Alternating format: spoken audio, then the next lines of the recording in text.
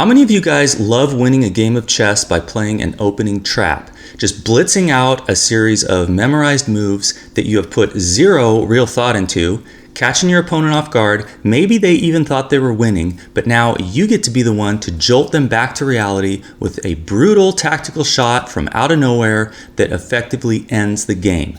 Well, to me, it feels like freaking Christmas morning, and if you feel the same way, I have some good news. And that is that no matter how good you get at chess, no matter how strong your opponents become, there will always be the potential to trap them right in the opening and win the game before you even get to move 10.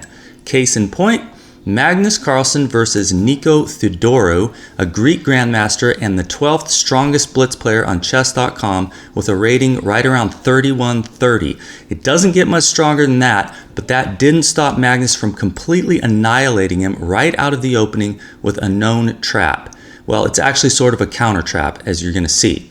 I'm going to show you that, but then stick around after the game because I have a few opening traps to show you that I've been able to successfully use against some pretty strong opponents, even ones rated over 2,000. But let's get started here with this brief and brutal encounter. Magnus has the white pieces. We have e4, a Sicilian defense from Nico, and we have c3 from Magnus. This is Alapin's variation. He wants to get his ideal pawn setup with pawns on d4 and e4 and maintain them if black allows him. Of course, most players that know what they're doing are not going to make this too easy for white. The most popular thing to do here is to play knight to f6, attack the e-pawn right away, and then white will have to make some sort of concession to hang on to that pawn. Of course, if you push it, that's fine. You can get in d4 on your next move, but this is no longer an ideal pawn center. d4 and e4 is known to be stronger. It's got more attacking potential, more flexibility. So that's the most popular move for black. But what we have in the game is the second most popular move, and that is d5. Now, if you had played that one move earlier, it would be called the Scandinavian defense. After e takes d5, queen takes d5, you'd play knight c3. But this version is a little bit better for black because there's no knight c3 with tempo on your queen. Now Magnus does get in his d4, at which point c takes d4 is possible. You're going to give white an isolated pawn, but you've opened up that c3 square again for a knight to hit your queen. So most players, including Nico, prefer to maintain the tension here and just play knight to c6. Now taking the pawn on c5 is nothing to get too excited about. If the queen takes, you do get to get the bishop into the action with tempo on the queen, but most players will not take the pawn. They'll trade queens like this. Now you can't castle. Now you've got a weak pawn that you're probably not going to be able to hang on to. Black has e5, hitting the pawn like this. You try to defend with something like this, you're going to run into this kind of thing. So Magnus does not go down that road.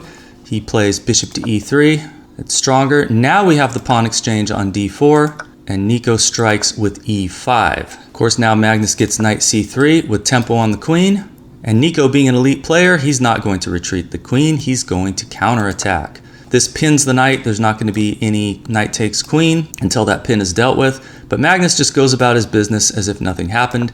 Knight to f3, more pressure on e5, at which point the best move for black is to take the pawn on d4. Knight takes d4, and then you just continue with your development. But Nico, he has some other ideas. He wants to maintain that tension, and he decides to play knight to f6, which loses a pawn.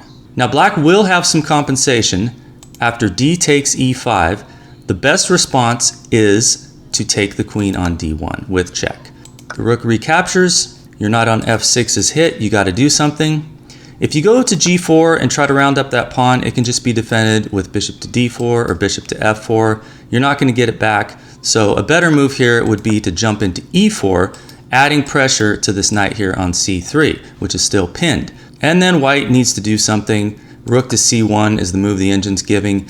And you're not getting this pawn back, but black does have a lot of pressure. And so there is some compensation, and it's still a playable position. But this is not what Nico did in the game. Oh no, he's got other ideas. He plays knight takes e5. And I want you to just look at this position for a minute and see what you think. Is this a blunder? If so, why is it a blunder? I think most of you will realize after not too much thought that queen takes d5 is a problem.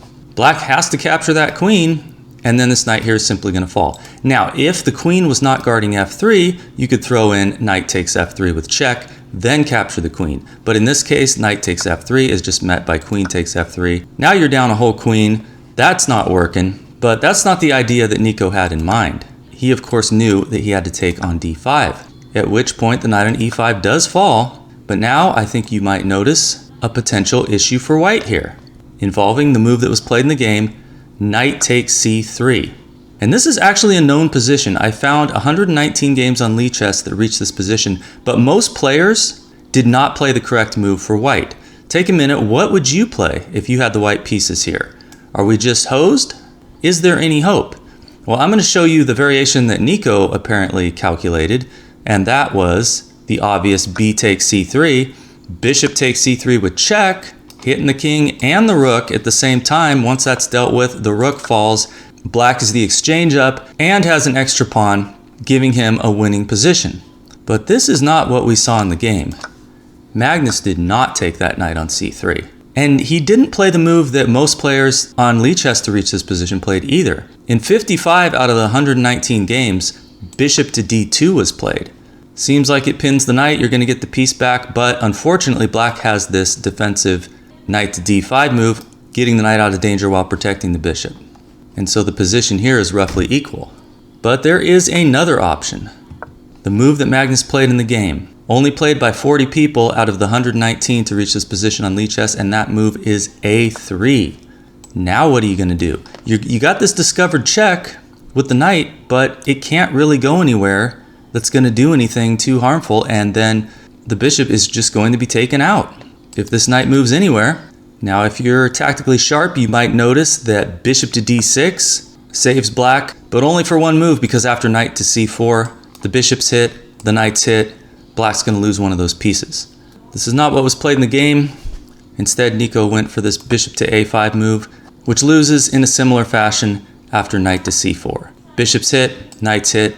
Nico is going to lose a piece, and so at this point, after white's 13th move, black's 12th move, he resigns. He has fallen for a known opening pattern. And I believe I've actually seen Magnus play the same a3 move in at least one other game, where you had the bishop on b4 and the knight had just captured on c3.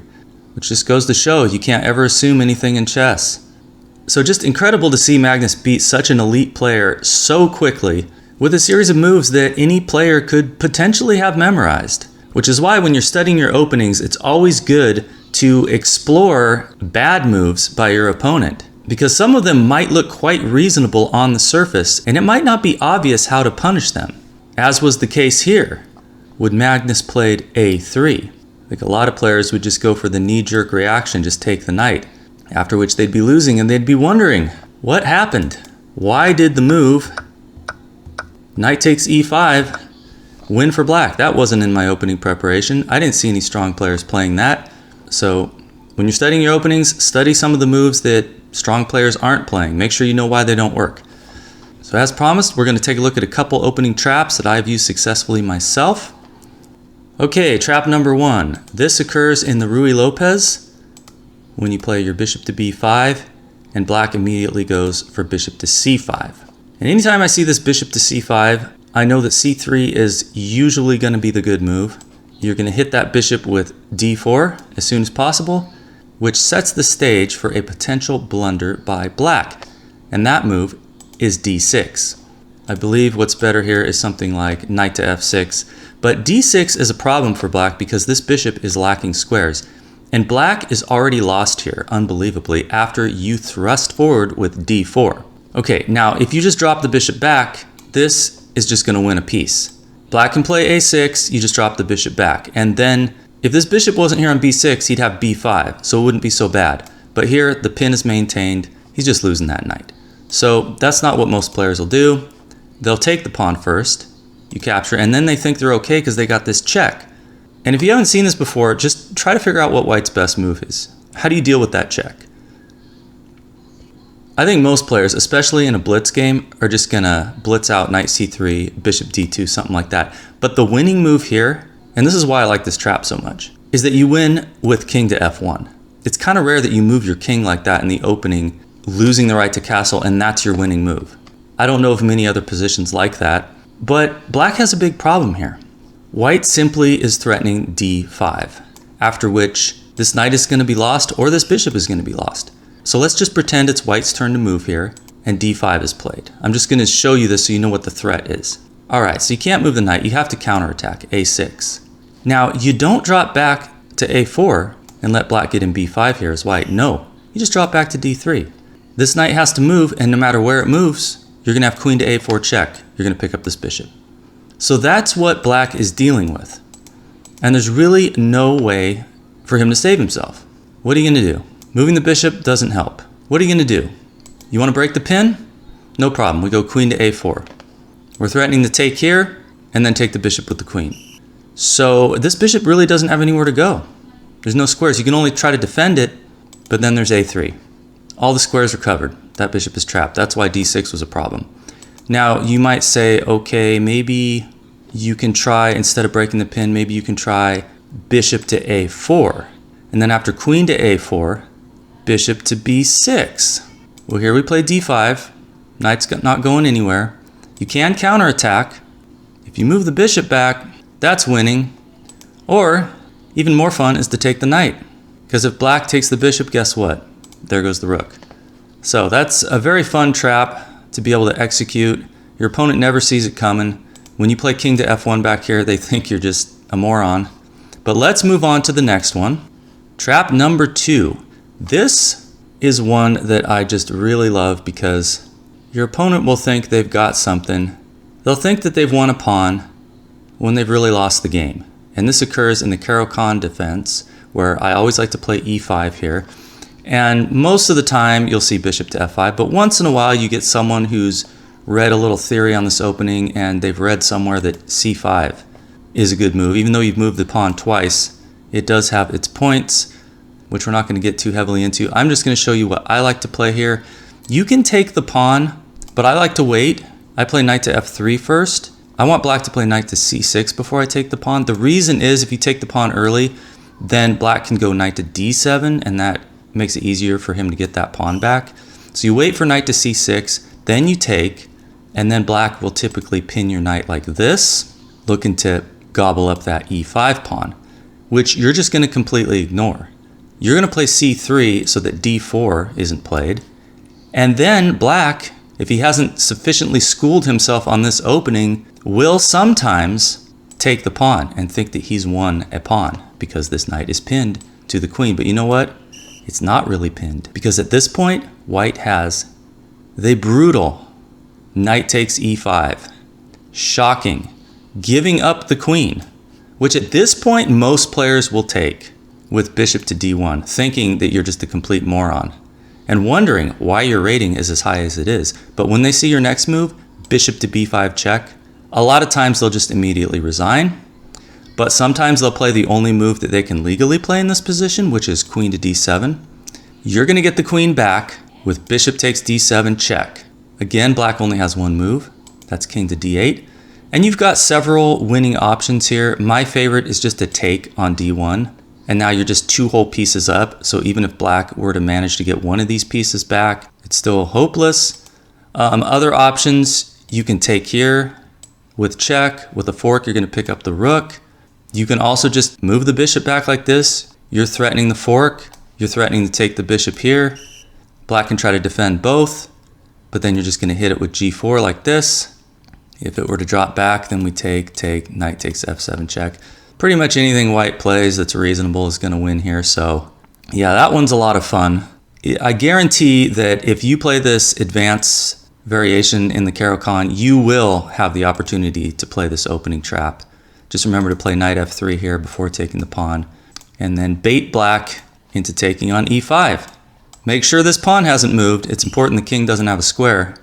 So I hope you enjoyed those. I hope you can use those traps in your games. Thank you for watching. Please subscribe to this channel if you enjoyed this content, and I will see you on the next video.